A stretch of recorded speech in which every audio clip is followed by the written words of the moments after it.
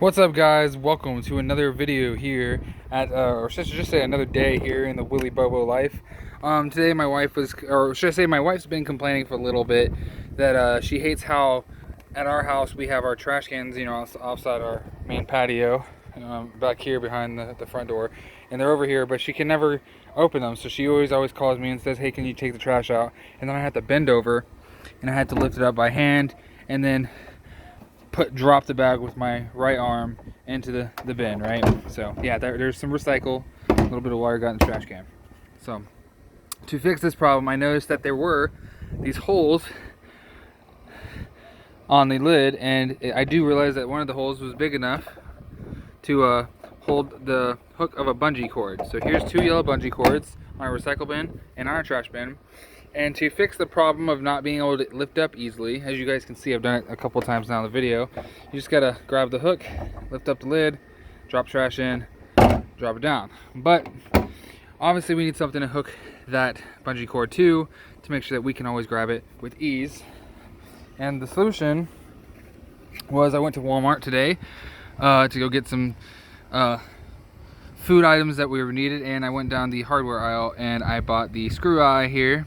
This is just big enough that it's gonna be able to hold that, and you know, it's sturdy. I think it holds 30 pounds, which obviously it's not gonna need to hold that much, but we got that. And here's an open package of that. And what I'm going to do is I'm going to put this into the side railing right here and screw that in there so I can hook up. And for that, I'm going to use a very simple drill. Now this is I believe, for me, I'm using a 13/64 drill bit, which should mesh, or it should be almost close to the thickness of that, so that's awesome. You don't want something too big because then the thing's not going to thread right. You just want something that's barely smaller than the actual thread, because when you start screwing it's actually going to have enough room for the actual screw to go in the hole, and then the threads on the side are going to dig into the wood and make sure it's all flat and secure. So with that, you're just going to take your drill, and I already have the hole marked in the side of the thing. So what I'm going to do is I'm just going to drill a hole.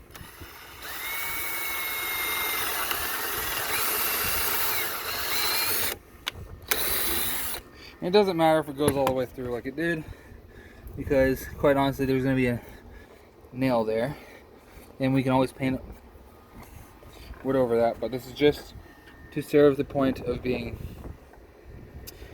a little bit more easier in life. So we're just going to apply pressure, start screwing that in like that. And if it gets a little harder to screw in, you can take another one, put it through the hole, and now you got some extra leverage. Just make sure you don't poke yourself with the end of that to get it more firmly in there. You can go in as deep as you want, but I typically like to bury the threads almost all the way in. So now we're going to finish that screw right there, and just there we go. And there you go. And all you gotta do after that is grab your thing, hook it in, and now from there on you can just easily come out, let it flop.